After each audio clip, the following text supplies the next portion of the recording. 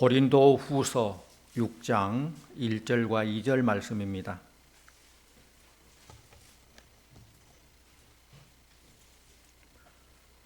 우리가 하나님과 함께 일하는 자로서 너희를 권하노니 하나님의 은혜를 헛되이 받지 말라.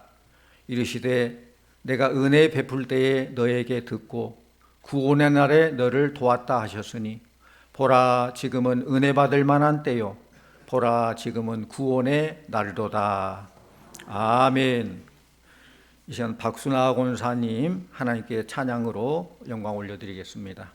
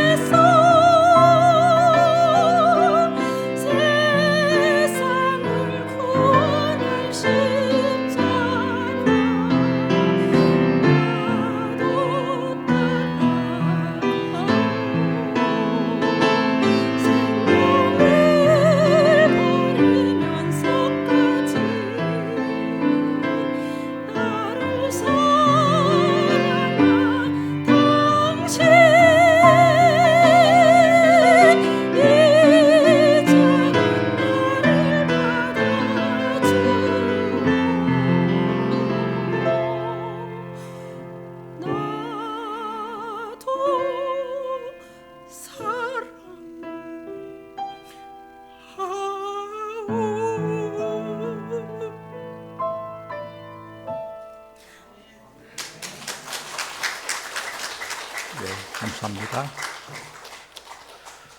오늘 말씀 제목은 헛되지 않은 하나님의 은혜입니다. 사도 바울은 자신을 하나님과 함께 일하는 자다라고 말하고 있습니다. 우리 1절 말씀을 다시 한번 같이 볼까요? 1절. 우리가 하나님과 함께 일하는 자로서 너희를 권하노니 하나님의 은혜를 헛되이 받지 말라. 하나님과 함께 일한다는 것은 하나님이 뭔가 부족해가지고 우리가 하나님을 도와줘야 하나님께서 완전해진다, 그런 뜻이 아니에요. 하나님께서는 지금도 우리를 위해서 일하고 계시는 하나님이라는 말씀입니다. 시편 81편 10절에 보면은 내 입을 크게 열라 내가 채우리라 말씀하셨습니다. 입을 여는 것은 우리가 열어야 돼요. 그럴 때 채우는 것은 하나님께 채워주시는 거예요. 아무리 하나님께서 은혜가 충만하고 능력이 있는 하나님이라 할지라도 우리가 입을 딱 닫은다면은, 받을 준비가 안 된다면은 나와 상관없는 은혜가 되는 거예요. 우리는 지금도 우리를 위해 일하시고 우리를 채워주시는 하나님의 은혜 가운데 살고 있는데, 우리가 이것을 하나님의 은혜로 알지 못하고 하나님 말씀을 불순종하고 하나님 뜻을 잘 받지 못한다면 그것은 곧 하나님의 은혜를 헛되이 받는 것이 됩니다. 우리 2절 말씀도 같이 봅니다. 2절.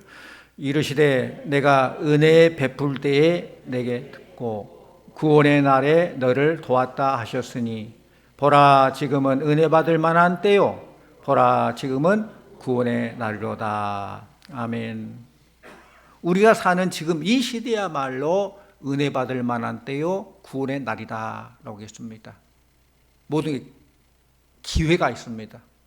열려진 기회가 있다면 또 닫혀질 때가 있다는 거예요. 하나님께서는 적극적으로 우리에게 이렇게 말씀하십니다. 내가 은혜 베풀 때에 너에게 듣고 구원의 날에 너를 도왔다. 하나님께서는 들으시는 하나님, 우리의 기도를 들으시는 줄로 믿습니다. 또 우리를 적극적으로 도우시는 하나님이신 줄로 믿습니다.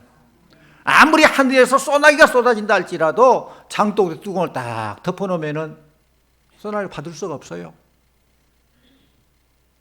열어놔야 그 복된 소나기 장마비를 받을 수 있는 거예요. 하나님의 은혜를 베풀고 구원의 손을 내밀어도 우리가 준비되어 있지 않으면 하나님의 도우심을 받을 수 없다는 말씀이에요. 우리 하나님의 은혜를 헛되이 받지 않기 위해서 어떻게 해야 되느냐, 어떤 준비를 해야 되느냐. 첫째로는 하나님의 은혜를 알아야 됩니다. 은혜가 은혜인 줄 모르면 은혜를 누릴 수가 없어요. 하나님의 은혜를 베풀고 계셔도 그 은혜를 모르면 우리가 안 돼요. 남아프리카 공화국에서 광산이 개발될 때 있었던 일입니다. 어느 한 상인이 광산촌의 한 집을 방문했는데, 방문해서 천장을 보니까 선반 위에 반짝반짝 빛나는 돌멩이가 하나가 있어요. 그 상인이 자세히 보니까 분명히 다이아몬드 덩어리예요. 그래서 그 상인이 그 집 주인에게 이렇게 묻습니다. 아니 저 돌멩이를 어디서 주워 왔어요? 그 집 주인이 하는 말이, 우리 아들내미가 밖에서 놀다가 마땅히 장난감 노프에서 갖고 놀려고 그 돌을 주웠대요. 그래요. 그래서 그 상인이 시침이 뚝 떼고, 아 그래요? 그럼 그 돌멩이 저에게 주세요. 내가 아들이 필요한 그 장난감 하나 사드릴 거니까 돌멩이 저에게 주세요. 그래서 그 주인이 너무 감사하다고, 아유 감사합니다. 그렇지 않아도 우리 아들에게 장난감도 못 사주고 장난감 하나가 필요한데, 그래 장난감 사준다니까 너무 감사합니다. 가져가셔요. 그래서 그 상인이 보석상에 찾아가서 그걸 감정해 보니까 진짜 다이아몬드 덩어리예요. 그걸 팔았더니 12만 5천 달러. 그 당시 돈으로, 우리 돈으로 1억 5천만 원. 현재 시세로 환산하자면 약 10억 정도 되는 그런 엄청난 돈에 팔았다는 거예요. 왜 다이아몬드 덩어리를 장난감 하나고 바꿀까요? 왜 그럴까요? 모르니까. 가치를 모르니까 그러는 거예요. 우리는 하나님의 은혜를 알아야 합니다. 엄청난 하나님의 은혜를 받고 있는데 그 은혜를 모르면은 은혜를 받을 수 없는 거예요. 가치가 아는 사람의 가치가 있는 것이지 가치를 모르면은 뭐 돌멩이 하나로 여기고 그런 사람이 어리석은 게 아니라 몰라서 그래요. 우리가 은혜를 모른다 우리도 그 사람과 똑같은 어리석은 자가 되는 거예요. 시편 103편 2절에서 5절 말씀 보면은 화면 좀 띄워줄래요? 시편 103편 2절에서 5절 말씀 우리 같이 읽어보죠. 시작. 내 영혼아 여호와를 송축하며 그의 모든 은택을 잊지 말지어다. 그가 내 모든 죄악을 사하시며 내 모든 병을 고치시며 내 생명을 파멸해서 속량하시고 인자와 긍휼로 관을 씌우시며 좋은 것으로 내 소원을 만족하게 하사 내 청춘으로 독수리같이 새롭게 하시는도다. 아멘. 그 2절 말씀 보면은 내 영혼아 여호와를 송축하며 그의 모든 은택을 잊지 말지어다. 하나님께서 베푸신 엄청난 은혜가 있는데 그 은혜를 잊지 말라는 거예요. 그 은혜가 뭐냐? 이어서 나오죠. 모든 죄악을 사하시고 모든 병을 고치시고 생명을 파멸해서 속량시키시고 인자와 긍휼로 관을 씌우시고 좋은 것으로 내 소원을 만족해 하고 내 청춘을 독수리같이 새롭게 하시는 그 은혜를 잊지 말라는 거예요. 우리 주님께서는 분명히 그 은택을 잊지 말라고 하셨는데 여러분 은혜를 잊어버리고 은혜를 모르는 사람을 뭐라고 그래요? 배은망덕 그러죠. 배은망덕한 사람이다 라고 하죠. 우리 하나님의 은혜에 대해서 배은망덕한 사람이 되지 않기를 원합니다. 또 하나님의 은혜만이 아니라 내 주위에 나를 도와주고 함께하고 있는 이웃들에게 배은망덕해서는 안 돼요. 시편 기자는 그 모든 은택을 잊지 말라라고 했어요. 하나님께 베푸신 은택을 마음속에 꼭 기억해야 한다는 거예요. 그렇다면 그 은택이 뭐예요? 시편 132절에 이하에 나오는 그 은택이 첫째는 그가 내 모든 죄악을 사하시며 그랬습니다. 사람들은 죄가 얼마나 무서운지를 잘 몰라요. 죄의 결과는 사망이라고 했는데 너무 죄를 쉽게 생각해요. 큰 죄건 작은 죄건 결과는 사망이에요.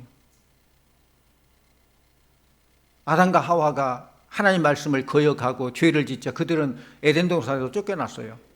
그들의 생활은 가시와 엉겅퀴가 나고 저주의 생활이었고 그들의 생명은 병들어 결국은 흙으로 돌아가게 되었습니다. 완전히 파탄이 이런 것입니다.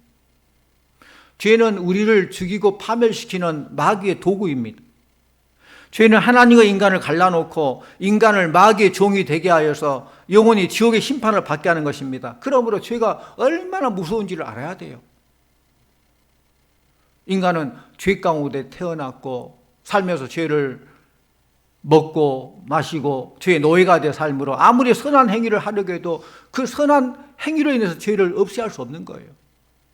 잘 생각해 보면은 우리가 많은 죄를 지어서 죄인이 아니라 죄인으로 태어나고 어쩔 수 없이 죄를 지을 수밖에 없는 죄인이라는 거예요. 그런데 그 죄인이 선행을 하고 어떤 공로를 세우고 종교 활동을 하고 뭔가 해서 죄가 해결될 거다 아니라는 것입니다.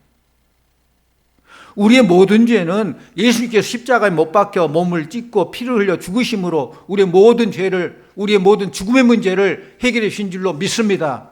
믿습니까? 예수께서 십자가 외에는 인간의 방법으로 선행으로 어떤 공로로 어떤 지식으로 방법이 없어요. 이러므로 누구든지 그리스도 안에 있으면 새로운 피조물이라 이전 것은 지나갔으니 보라 새 것이 되었도다.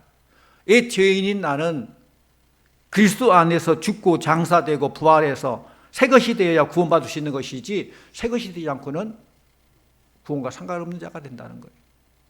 이것을 믿는 것이 곧 하나님의 은혜요 선물입니다. 그러니까 우리가 믿음으로 구원받는 건 분명해요. 그러나 그 믿음조차도 하나님께서 은혜 주지 않으면은 믿을 수 없다는 거예요. 여러분 예수 믿고 구원받은 거 물론 예수 믿게 된 동기는 다양하죠. 누군가가 전도를 했기 때문에 내가 괜히 그냥 스스로가 예수 믿고 구원받는 게 좋아서 어떤 깨달음 때문에, 또는 태어나다 보니까 당연히 모태신앙으로 태어났기 때문에, 그 동기가 다양하지만은 어떻든 내가 현재 예수 믿고 구원받았다는 거, 예수를 믿는다는 거, 하나님의 큰 은혜인 줄로 믿습니다. 감사하시기를 바랍니다. 이렇게 믿음으로만 구원받는 것이지 어느 선한 행위로 어떤 대가로 받은 것이 아니라는 말씀입니다. 하나님께서는 예수 그리스도 안에서 석탄보다 더 검은 우리의 죄악을 다 청산해 버리시고 다이아몬드와 같은 새로운 인생길로 거듭나게 하신 것을 믿으시기를 바랍니다. 사람이 물과 성령으로 거듭나지 않고는 하나님 나라를 볼 수 없다고 했어요. 이 은혜를 하나님께서 값없이 베풀어 주시고 누구든지 저를 믿으면 멸망하지 않고 영생을 얻으리라 했는데, 이 은혜를 모른다면은 은혜를 헛되이 받는 거예요. 하나님의 은혜를 은혜로 아시기를 바랍니다. 그 가치를 가치 있게 여기시기를 바랍니다. 또 시편 기자는 하나님의 은택은 내 모든 병을 고치신다라고 했어요. 야고보서 5장 15절 16절, 믿음의 기도는 병든 자를 구원하리니 주께서 그를 일으키시리라. 혹시 죄를 범하였을지라도 사함을 받으리라. 그러므로 너희 죄를 서로 고백하며 병이 낫기를 위하여 서로 기도하라. 의인의 강구는 역사하는 힘이 크민이라 라고 했습니다. 질병이란, 병이란 원래 아담과 하와가 죄 짓기 전에는 병이 없었어요. 죄를 짓고 난 다음에 그 열매로 병이 생긴 거예요. 그렇기 때문에 내가 직접 죄를 안 지었다 할지라도 뭐 인류의 죄, 부모의 죄, 또 자연 환경, 생태계에서 주는 여러 가지 죄, 그런 것 때문에 병이 생기는 거예요. 이러므로 병을 낫기 위해서 우리는 먼저 기도하고 회개해야 된다. 철저히 회개하고 주께 돌아와야 된다는 말씀입니다. 예수님께서 우리 죄를 위해서 십자가 지실 때 죄의 열매인 병, 약함, 모든 것도 다 해결해 주신 줄로 믿습니다. 그렇기 때문에 예수의 이름으로 질병도 해결된다는 거예요. 이사야 53장 5절, 그가 찔림은 우리의 허물을 인하며 그가 상함은 우리의 죄악을 인함이라. 그가 징계를 받음으로 우리가 평화를 누리고 그가 채찍에 맞음으로 우리가 나음을 입었도다. 우리 하나님께서는 우리들의 병을 고치시기를 원하십니다. 이런 은혜가 그리스도 예수 안에서 우리에게 주어진 것을 모르면은 병들어 죽어도 기도 안 해요. 죽어도 주께로 돌아오지 않아요. 그러나 우리는 알기 때문에 야고보서 말씀처럼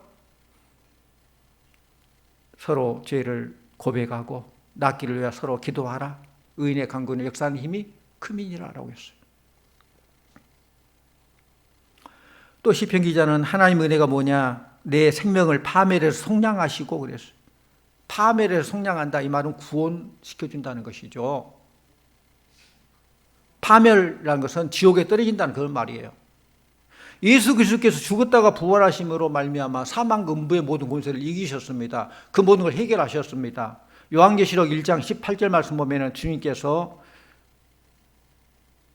주님이 사망을 이기셨을 뿐만 아니라 사망 음부를 좌우하신다라고 했어요. 요한복음 3장 16절 우리가 너무 잘 알잖아요. 하나님의 세상을 이처럼 사랑하사 독생자를 주셨으니 이는 그를 믿는 자마다 멸망하지 않고 영생을 얻게 하려 하심이니라. 믿는 자만이 둘째 사망, 즉 불과 유황에 타는 못에 들어가지 아니하고 구원받을 수 있다는 거예요. 오직 믿음으로 구원받는다는 거예요. 주님께서 우리 생명을 파멸해서 성량시켜 주셨다라고 말씀하십니다. 그러니까 우리가 예수를 믿으면 불과 유황으로 타는 못에 참여하지 아니하고 주님이 예비한 새 하늘과 새 땅, 새 예루살렘에 참여하게 되는 줄로 믿습니다. 그 다음 말씀 보면은 하나님의 은혜는 좋은 것으로 내 소원을 만족해 하사 내 청춘으로 독수리같이 새롭게 하신다라고 했어요. 우리 하나님 좋은 것 주신 하나님이신 줄로 믿습니다. 좋으신 하나님, 우리가 늘 좋은 것 주시길 원하시는 하나님. 우리가 예수 믿으면은 이렇게 좋은 것을 다 누리게 되는데 아들을 아끼지 않고 우리에게 주신 그 하나님, 그 좋으신 하나님이 그 아들과 함께 뭘 못 해주겠냐는 것이죠. 하나님은 우리가 영혼이 잘된 같이 범사가 잘되며 강건하고 생명을 얻을 때 풍성했기를 원하시는 하나님이셔요. 하나님에 대해서 적극적인 믿음 가지고 적극적인 태도를 가지시고 감사 찬송을 드리며 기도할 때에 이런 하나님의 은혜를 풍성히 다 누릴 수 있는 거예요. 그 하나님의 은혜를 우리가 알게 될 때에 기도도 할 수 있고 믿을 수가 있고 흔들리지 않는 그 믿음으로 이 땅의 삶을 살아갈 수 있는 것입니다. 받은 바 은혜가 너무 크고 놀라운데 그 은혜를 헛되이 하지 마시기를 바랍니다. 또 두 번째로 하나님께서 은혜 베푸신 곳이 어디인지를 알아야 돼요. 하나님의 은혜 베푸시 원하시는데 그 은혜를 어디에서 베푸느냐, 그 장소가 어디냐?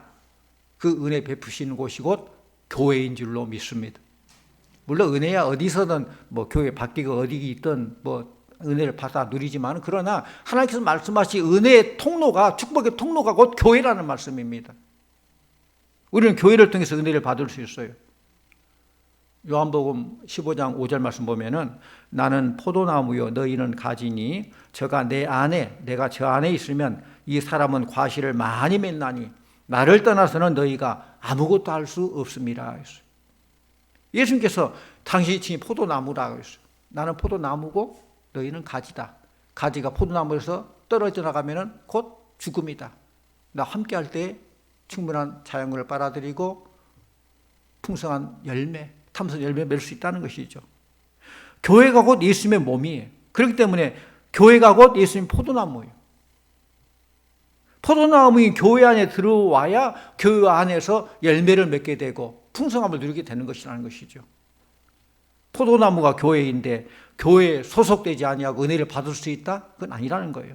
말도 안 되는 소리죠. 교회는 바로 예수님의 몸이에요. 그러니까 예수님의 몸인 교회가 사랑이 넘치고 건강할 때 예수님께서 건강하고, 근데 교회가 상처를 받고 찢기고 그러면 예수님께서 다시 상처받고 찢기는 거예요. 에베소서 1장 23절 말씀, 교회는 그의 몸이니 만물 안에서 만물을 충만하게 하신 이의 충만이니라. 교회가 그리스도의 몸으로, 교회로서 우리는 충만으로 교회에서 채움받게 되는 거. 뭘 채움받습니까? 말씀드린 대로 죄사함으로 채움받고 병고침으로 채움받고 멸망에서 구원하는 것으로 채움받고 좋은 것으로 채움받는 그 장소가 바로 교회라는 거예요. 만물을 충만케 하시는 충만인 교회를 떠나서는 은혜를 헛되이 받는 것이 된다라는 것입니다. 그렇기 때문에 열심히 이 축복의 통로, 은혜의 통로 교회를 나와야 은혜 받는 것인데, 당연히 주일 성수는 아무리 강조해도 과언이 아니죠. 당연히 잘해야죠.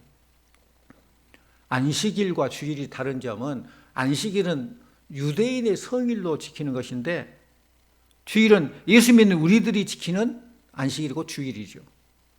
예수님께서 구약을 다 완성하시고 십자가에서 내가 다 이루었다, 테텔레스타이, 모든 빚을 다 해결했다 선언하시고 부활하신 날이고 주일이죠. 부활하신 날이 주일이에요. 또 교회의 시작, 맨 처음에 성령님이 충만하게 임한 그때가 곧 주일입니다. 그래서 부활도 주일날, 성령 강림도 주일날이므로 부활하신 주님을 모시고 주일날을 우리가 신약시대 안식일로 지키는 거예요. 그래서 우리가 엿새 동안은 열심히 일하고 주일을 잘 지켜야 주일에 주님으로부터 이렇게 채움을 받게 되는 거예요. 주일은 아무것도 안 하고 쉬는 날이 아니라 충전한 날, 채움받는 날이에요. 일주일 동안 세상 살면서 방전되잖아요. 주일은 충전하는 거예요. 이 주일날에 우리가 교회에 나와서 부활하신 예수 그리스도를 만나고 채움받는 것입니다. 또 세 번째로, 하나님의 은혜를 헛되지 않기 위해서는 하나님께서 기뻐하는 일을 해야 돼요. 내가 기뻐하는 일이 아니라, 내 유익이 아니라 하나님께서 기뻐하는 일을 해야 된다는 거예요. 그렇다면 하나님 기뻐하는 일이 뭔가? 먼저 하나님 말씀을 사모하는 일이에요. 말씀을 사모해야 돼요. 시편 1편 2절 3절, 오직 여호와의 율법을 즐거워하여 그 율법을 주야로 묵상하는 자로다. 저는 시냇가에 심은 나무가 철을 따라 열매를 맺으며 그 잎사귀가 마르지 아니함 같으니 그 가는 모든 일이 다 형통하리로다 했습니다. 사랑하는 성도님들, 여러분의 삶이 형통하기를 원하십니까? 형통하기 원하십니까? 약속하신 그대로 여호와의 율법을, 하나님의 말씀을 즐거워하고 주야로 묵상하고, 그럴 때 시냇가에 심은 나무가 철을 따라서 열매를 맺고 늘 푸르르고, 그리고 모든 일이 다 형통하리로다.